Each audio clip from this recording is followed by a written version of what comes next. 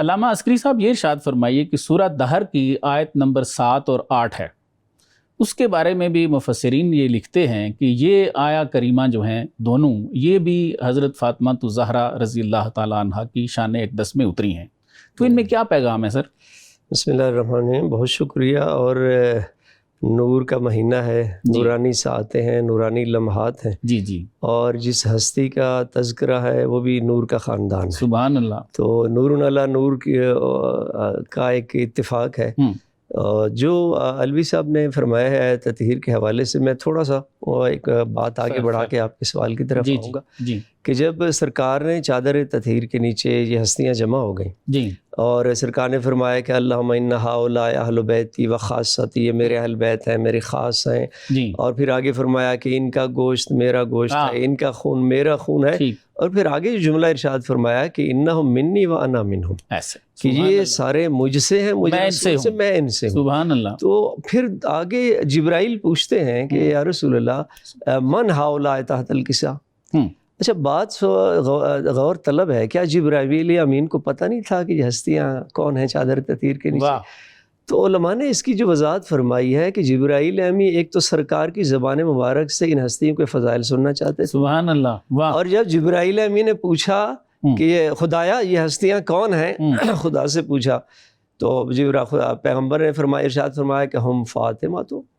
یہ سب سے پہلے جس ہستی کا نام، سبحان اللہ۔ دیکھیں مقام میں عظمت میں پیغمبر گرام اسلام کا مرتبہ سب سے بلند ہے، پانچ الفاظ میں سے وجہ تخلیق کائنات رسول ہے، جس کے صدقے میں اللہ نے اس نظام کائنات کو سجایا ہے، اور اگر اس کائنات کا ذرہ ذرہ جلوہ گر ہے تو وہ نور محمدی کے صدقے سے۔ سبحان اللہ۔ لیکن جب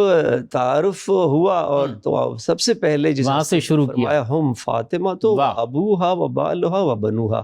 سب سے پہلے حضرت سیدہ کا نام لیا کہ سیدہ ہے اور ان کے بابا ہیں،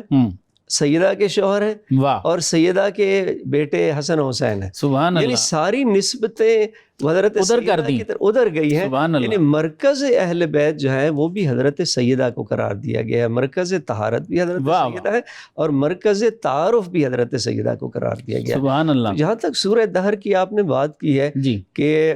واقعاً یہ ایک قصیدہ ہے وہ اہل بیت کی شان میں، اور خاص طور پہ اہل بیت میں سے بھی حضرت سیدہ کی شان میں یہ 7 نمبر 8 نمبر آیتیں نازل ہوئیں کہ جس میں کہا گیا 7ویں آیت میں کہ یوفون بالنذر،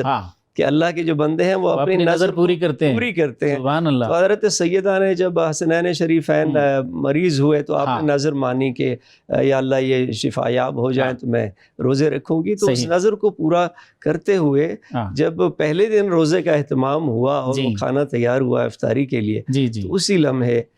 سائل آ جاتا، سبحان اللہ، اور وہ سائل بھی 3 دن تک آتا رہا، کبھی مسکین بن کے، کبھی فقیر بن کے، کبھی اسیر بن کے، اور حضرت سیدہ کے گھر میں اس کھانے کے علاوہ اور کھانے کے لیے کچھ بھی نہیں تھا،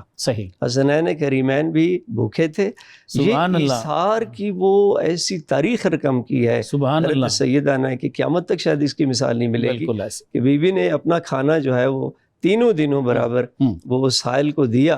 اور بعض روایت میں ہے کہ وہ سائل حضرت جبرائیل تھے جو سائل آئے، اور وہ مقام اہل بیت کو واضح کرنا تھا، خدا چاہتا تھا کہ یہ ہستیاں کون ہیں، اور پھر اس کے بعد وہ سورہ دہر کی آیت نازل ہوئی کہ وَيُطْعِمُونَ الطَّعَامَ عَلَىٰ حُبِّهِ مِسْكِينًا وَيَتِيمًا وَأَسِيرًا، کہ یہ وہ لوگ ہیں کہ جو اللہ کی محبت میں، خدا کے عشق میں، خدا کی محبت میں اطعام کرتے ہیں فقیر کو، مسکین کو، یتیم کو۔ تو سورہ دہر جو ہے حقیقت میں تو پوری یہ اہل بیت کی شان میں نازل ہوئی ہے، اور علامہ امام فخر رازی صاحب نے یہاں ایک جملہ فرمایا ہے اسی آیت کے ذیل میں، انہوں نے لکھا ہے کہ قرآن کی جتنی صورتیں جہاں بھی اللہ نے جنت کی نعمتوں کی بات کی ہے وہاں حور العین کا تذکرہ کیا ہے، صحیح، لیکن یہ واحد سورہ دہر ہے جہاں جنت کی ساری نعمتوں کا ذکر ہے لیکن حور العین کا تذکرہ نہیں ہے۔ اس کی وجہ وہ بیان فرماتے ہیں کہ تکریماً للبتول و اعظاماً للرسول، چونکہ حضرت سیدہ کی شان میں یہ سورہ دہر ہے اور یہ آیت نازل ہوئی ہیں، تو حضرت سیدہ کی شان میں جو سورہ نازل ہوتی ہے اللہ کو گوارا نہیں ہے کہ اس سورہ میں حور العین کا تذکرہ۔ واہ واہ واہ واہ واہ، سبحان اللہ۔